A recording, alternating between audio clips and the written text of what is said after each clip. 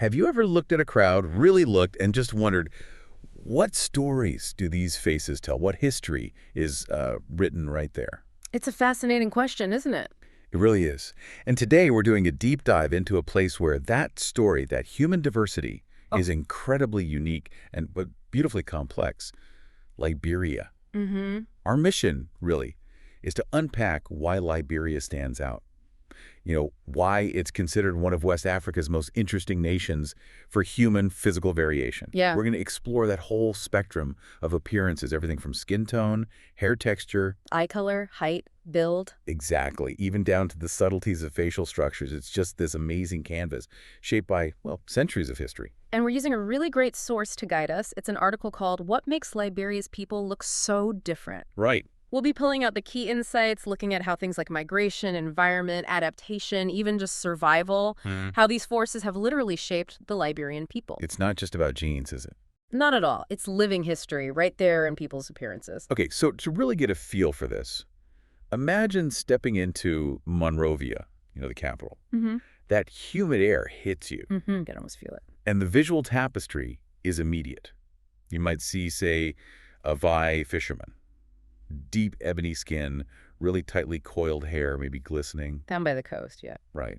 And then nearby, maybe a Capel farmer, a bit shorter perhaps, more robust build, carrying cassava. Just speaks to a life tied to the land. Definitely, that sort of sturdy physique. And then you move into the city and you see descendants of Americo-Liberians, Wow. often that medium brown complexion, maybe sharper facial profiles. Yeah, distinct features sometimes, Right. mingling with people maybe from crew or Bassa groups who might have rounder features. And if you went inland, say Nemba County, Then you'd meet the Geo and Mono people. You might notice those prominent cheekbones, broad foreheads. Very characteristic. so it becomes obvious pretty fast. This mix isn't just random. No way! You've got over 16 major indigenous ethnic groups there, each bringing their own unique traits. Plus that whole history of repatriation, right? The return of freed African Americans. Exactly. That added another really profound layer to an already rich mosaic. It makes Liberia, well, quite unique. Truly unlike anywhere else. Okay, let's start digging in. Where should we begin? Maybe with something like eye color. Seems simple, but... It's a good starting point, actually, because it highlights consistency and exception. Okay, so the striking fact is what? Over 97% of Liberians have dark brown eyes, which is common for equatorial Africa. That's right, an overwhelming majority. And that near uniformity is what makes the exception so interesting. What kind of exceptions are we talking about? Well, less than 2% might have hazel or amber eyes. And this is usually down to ancient genetic variation within specific groups, not really outside mixing. So deep local history showing up there. Precisely. Then you have something more visible, albinism. It affects maybe 1 in 5,000 to 10,000 births, give or take. And that affects eye color. Yes, significantly. People with albinism in Liberia often have blue or gray eyes. It's a really stark contrast. Wow, that must stand out. It does. And, this genetic condition, while rare, can sometimes lead to complex cultural discussions. Unfortunately, sometimes discrimination, too. Right. It shows how appearance can carry both pride and, well, stigma. Exactly. A powerful reminder. Okay, that's a really important point. So if eyes are mostly uniform with these key exceptions, what about skin tone? Is that where we see more of a spectrum, telling those stories of ancestry and environment you mentioned? Absolutely. Skin tone in Liberia is like a living map. It really narrates those stories. The variations are pretty clear and, honestly, quite beautiful. So give us some examples. Okay, look at the forest groups. The Geo, the Mono, the Capel. They tend to have these rich, deep ebony tones. An adaptation, you mean? Yes, a profound adaptation. Living in dense rainforests, consistent, strong UV exposure. It offers maximum natural protection. Makes sense. And the coastal groups? Like the crew in Bassa, often more medium to dark brown shades. Think about maritime life. Lots of sun on the water, plus some limited historical interaction with European traders way back. Right, centuries ago. Yeah. Okay. And the Americo-Liberians. Their lineage goes back to freed African Americans, so they often have medium to lighter brown skin tones. It reflects the mixed heritage many ancestors brought from the Americas, where European admixture was, frankly, more common. That's such a clear link between history, place, and appearance. Is there science backing this up? I think you mentioned a study. Yes, there is a pretty significant dermatological study back in 2018 across West Africa. What did it find?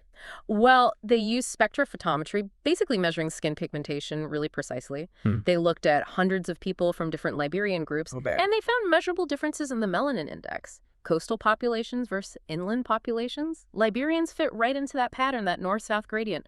Darker inland, slightly lighter towards the coast. So it's not just what you see, it's scientifically documented. Exactly. It's validated how environment and history have literally pigmented the population. That is fascinating. Okay, eyes, skin. What about hair? Is that another area where this diversity really shows? Maybe in ways I wouldn't expect. Oh, absolutely. Hair tells its own story, too. Texture is a big one. Okay. Tightly coiled hair is definitely the most common. You see it across almost all the indigenous groups. Which makes sense for the climate, right? Heat, humidity. Exactly. It's a brilliant natural adaptation, great protection against heat, humidity, UV radiation. Really protects the scalp. But there are variations. There are. You sometimes see looser curls, maybe softer textures, particularly among Americo-Liberian descendants. Ah, reflecting that European admixture again. Precisely. Yeah. It's that genetic legacy from their ancestors' time in the Americas showing up generations later. And color, mostly black, I assume. Overwhelmingly black, yes. But here's a really interesting detail. Sometimes children in rural areas can have reddish or coppery tones in their hair. Really? Why is that? Genetics. Sometimes genetics plays a role, but often it's linked to nutrition. Specifically, protein deficiencies during early development can actually change how melanin is produced and expressed. Wow. So it's not just inherited, it's also about what the body experiences, nature and nurture changing hair color. Exactly. It's a captivating example of that interplay. Does hair have, like, a cultural meaning, too? Yeah. Beyond just how it looks? Oh, profoundly. Hair in Liberia is way more than just aesthetics. It's a huge part of cultural expression, identity, status. Like braiding. Definitely. Think of the intricate traditional braids you see among the cabal. They're not just decorative, they can signal age, marital status, if someone's part of a certain ceremony. So much information packed into a hairstyle. Right. And similarly, the detailed cornrows you might see on Kru women near the coast, they can represent clan ties, personal achievements. The styles themselves are symbolic, passed down generations. So hair's like a living tradition, a visible marker of who you are. Couldn't have said it better. Okay, let's shift to height and build. Anthropologists apparently noted a pretty striking range in Liberia. It makes you think how the land, the work people do, literally shapes them. It does, very directly. You can see it clearly across the different groups and landscapes. So give us some specifics. How different are we talking? Okay, take the Capel and Bassa peoples. Look. They're largely farmers, right? Men average, say, 169 to 171 centimeters, about 5'7". Women maybe 158 to 160 centimeters. And their build. Generally sturdy, compact builds, strong legs, strong backs, make sense for farming, cultivating cassava, rice, often on tough terrain. Right. Adaptive for that agricultural labor.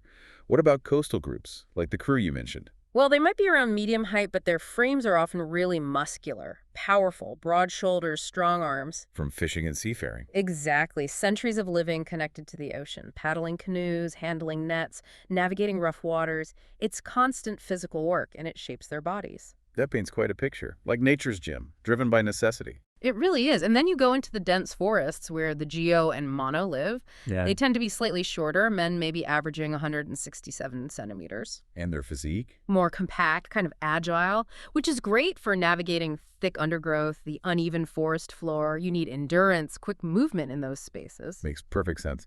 And the Americo-Liberians, how do they fit into this picture of height and build? Their average heights are generally similar to other urban West Africans, but they're often described as having perhaps leaner builds. Why is that? It could be linked to historical lifestyle differences. Their settlement patterns were often more focused on administration, trade in towns or cities, maybe less reliant on the kind of intense daily manual labor you see in traditional farming or fishing. It's just incredible how clearly you can see adaptation written on the body. Yeah. Does that extend to faces too? Or is that where the history gets even more tangled? It absolutely extends to facial structures, and yes, that's where the history is maybe most intricately etched. You see really distinct features across the groups. Like what? Well, the Capel and Mono, for example, often have broad foreheads, maybe wider noses, strong jawlines, features quite common across West Africa. Okay. Then move to the coast, the Kru and others. You might see rounder faces more often, medium width noses, often fuller lips, maybe reflecting different lineages or adaptations in those maritime communities. Interesting. The geo from the forests, often recognized by their prominent cheekbones, more oval-shaped faces, gives them a very distinct look within Liberia. And then back to the Americo-Liberians. Right. Their features vary a lot, of course, because their ancestry is diverse, but you do often see those sharper profiles, maybe narrower noses, sometimes the lighter complexions we talked about, Yeah. all linked back to that mixed African-American and European heritage. So these visible differences, especially between Americo-Liberians and indigenous groups, what did that mean historically? Did it cause friction? Oh, it played a huge, often really contentious role, especially in Liberia's early history. These differences became social markers in a very stratified society. Yeah. When the Americo-Liberians established control in the 19th and early 20th centuries, physical appearance, lighter skin, those sharper features became associated with power, with the ruling class. So looking a certain way suggested privilege. Exactly. It became linked to social and political hierarchy, access to education, jobs, political influence. It was often tied visually to this divide. It created real tensions, real divisions written right there on people's faces. That adds such a heavy layer to this story of diversity. It does. To really get Liberia's diversity, you have to understand that layered past. It starts, of course, with the deep indigenous roots. The Capel, the Crew, Bassa, Geo. Right. Groups who've been there for centuries, maybe millennia. Representing long histories of West African settlement, local migrations. They had their own diversity long before anyone else arrived. Capel are the largest, maybe 20% of the population. Okay, so that's the foundation. Then you have the impact of the Atlantic slave trade. Liberia itself wasn't a major source of captives, but the regions around it were. So when freed African Americans started returning in the 1820s, they brought this incredibly complex genetic heritage from generations in the Americas. Right, they have. Thousands of them came, established communities, and eventually, yes, intermarried with local indigenous people, adding completely new threads to the genetic tapestry. And was there European influence too, directly? Minimal, but traceable. You had Portuguese traders early on, then British coastal outposts from the 15th century. It left a very subtle genetic mark on some coastal populations, contributing just a tiny bit to that admixture. So it's indigenous roots, diasporic return, and a touch of early European contact. Quite a mix. We're a really unique confluence, and genetics backs this up beautifully. How so? What do the genetic studies show? Well, they confirm Liberians are overwhelmingly West African in ancestry, like over 90% sub-Saharan African markers overall. Okay. But here's the fascinating part. Americo-Liberian descendants specifically, they carry, on average, about 10–15% European admixture. Oh, that's significant. It is. It reflects that history of intermarriage and interaction over generations in the Americas before they even returned. Their DNA literally tells the story of the diaspora and their reestablishment in Africa. A living record. That's powerful. Resilience and adaptation, written in the genes. So we've touched on this, but let's delve deeper. How did these visible differences tied to ancestry play out in terms of identity? How did looking a certain way affect people's lives? Well, as we discussed, it was deeply intertwined with identity and, crucially, power. For a long time, the Americo-Liberians, often with those lighter complexions and European-influenced features, They dominated. They did. They used their Western education, their connections, their way of organizing things to dominate politics, the economy, social life for well over a century. Creating a perception. Exactly. A perception that looking Americo, as it were, meant privilege. It meant easier access to schools, to government jobs, to business opportunities, things largely denied to indigenous groups. It became a very visible class marker. Which must lead to ongoing debate, even now. Like, what is the true Liberian look? Oh, absolutely. It's a passionate, sometimes sensitive debate. Some people strongly argue that the forest peoples with the deep ebony skin, the tightly coiled hair, represent Liberia's authentic, original heritage. The foundational identity. Yes, they see it as symbolizing pure West African roots. But then others, including many Americo-Liberians, argue that Liberia's real identity lies in the blend, in the diversity itself. That the mix is the identity. Precisely. That excluding any part of that unique history, indigenous or diasporic, diminishes what Liberia truly is. It sounds like a conversation that's both personal and national. From a historian's viewpoint, is there an answer? I think historians would say the answer is nuanced. No single look defines Liberia. Its identity is this complex, evolving story woven from old roots and new returns. The spectrum is the identity. Exactly. It's a country constantly making sense of its past to build its present. That synthesis is the Liberian identity. Let's try and paint one more picture for you, the listener. A real sensory snapshot. Imagine you're at a Capel Harvest Festival. Bonk County, maybe. Okay, I can picture it. You see women, broad foreheads, intricate braids, their deep brown skin just glowing. They're dancing. There are drums, rattles, vibrant energy. Mm. Now shift. Picture a busy Saturday market in Monrovia. Americo-Liberian families are strolling, talking, medium brown complexions, maybe those sharper features we mentioned, a different vibe reflecting different roots. Yeah, the urban setting. And then go to the coast, the Crew Coast. See those fishermen, muscular builds, skin like dark mahogany, wrestling nets against the Atlantic, body shaped by the sea. Three very different, yet equally Liberian scenes. Exactly. And emotionally, culturally, what does this all mean for Liberians today? Well, appearance carries deep meaning. For some, indigenous features are symbols of authenticity, resilience, that ancient connection. For others, the Americo-Liberian heritage represents a global journey. Diaspora, survival. Different sources of pride. Definitely. And while these differences absolutely fueled division in the past, there's also a growing sense. Well, remember that 2020 survey? Right. What could that show? Over 75% of Liberians said they believe their ethnic and physical diversity is actually a source of strength for the nation. That's encouraging. It really is. It suggests a move towards celebrating the blend, finding unity in the mix, despite the difficult history. So if we boil it all down, our core takeaway is Liberia's look is a reflection of one of West Africa's most layered human stories.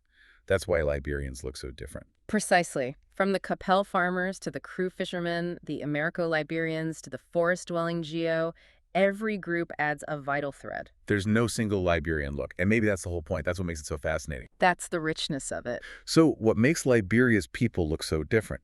It's that complex blend, indigenous West African roots meeting diasporic returns, shaped by coastal life, forest life, and centuries of incredible resilience. Resilience against environmental challenges and complex social histories. And we'll leave you with this question to think about.